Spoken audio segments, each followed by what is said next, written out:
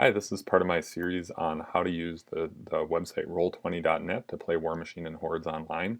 Roll20.net doesn't have official support for Warmachine and Hordes, but it does have some kind of flexible tools that you can use to set to be able to play Warmachine. And so what I'm doing is a tutorial. This is going to be a tutorial of the gameplay of how you can use their tools to play Warmachine online. I have some previous videos that show how to set up the map and create your tokens, so if you're just getting started, you can check out those. So in this first gameplay video, I'm going to talk about some of the gameplay basics, which are moving, measuring, and doing rolls. The first thing I'm going to talk about is how to do movement. So let's imagine in this case that I'm about to activate Krios, and he's going to move over and attack Thagrosh here. So to move the tokens, first you make sure that you have the select tool selected and that you have selected the objects and tokens layer. That's going to enable you to grab these tokens and start moving them. So if you're not able to grab them, that might be the case that you haven't selected those. So I'm going to grab him and start dragging. When I drag, I can just drag it and reposition it. If I want to do precise movement like you would probably do in Warmachine, you can hit the spacebar and that's going to pop up a ruler that will let you see how far you've moved so that you can make a legal movement. So in this case, I can move him over here.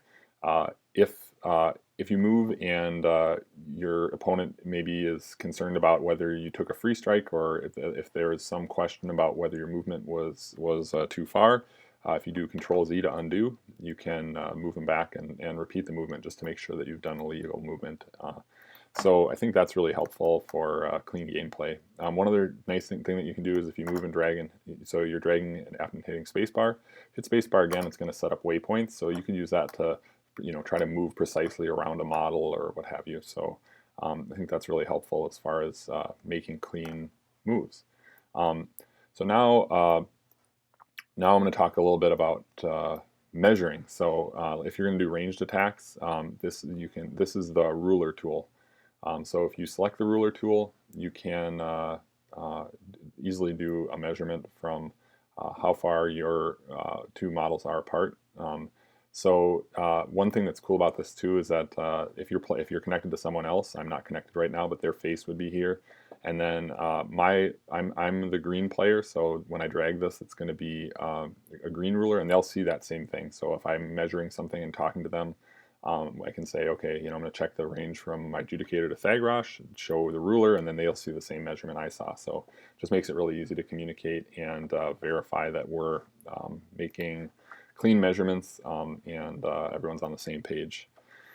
So as far as rolls, they have a tool over on the right side, or a kind of a chat window over on the right side that you can use to make rolls. So it's kind of the D6 is the terminology they use. So if you do /roll D6, it'll roll a single 6-sided die for you. That's kind of the Warmachine way. So if you want to do /roll 2D6, /roll 3D6, you can do that.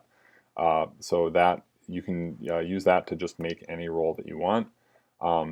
This is kind of a pain. It's not really very clean or not very quick to make a bunch of rolls. So one thing I like to do is set up, these are called macros, or kind of quick button macros for basic rolls. So nothing fancy, but this way if I'm making an attack and I want to roll 2d6, I just roll it. If I want to make a charge damage roll, I just roll it, and the results pop up here. And again, if you're connected to someone else, they'll see the same thing in their chat. So just makes it really clear and easy. To get these are customized. So to get those set up over there, what you do is you, in the right pane here, you click on the settings and then go to the macros section. Hit plus to add one. Type in your name. If I want 5d6, I can do /roll 5d6. You can also say visible to other players. So if you want to be able to play against someone else and have them see your same rolls, choose visible to all players. And clicking in bar here will have it show up. And then if you're playing against someone else and they want to use your same macros, just have them open up their settings and click the show macro quick bar setting, so they'll have the same rolls that you do. Makes it fairly easy to set up. One other thing actually that I skipped over, which was If you want to have, if maybe you're playing with a friend and you did all the setup of setting up the models. If you want to have them be able to control the models that you added, you have to do the same thing. Controlled so click on them, click on the settings button on the token, click on the settings button, and say controlled by all players. That will let them move the models. So if you want your opponent to be able to move your models, do it that way. If you drag them in, then you'll be able to control them by default. Yeah, so that gives you the basics of rolling. They have some more complex stuff. You should read the Roll20 wiki, but you can do stuff like roll 3d6 K1, which stands for keep, or sorry, let's do K2, which stands for keep the highest two. So here's an example where it shows the 3 dice and it kept the highest 2 and rolled to 10. So if Thagrosh casts Manifest Destiny and you're doing a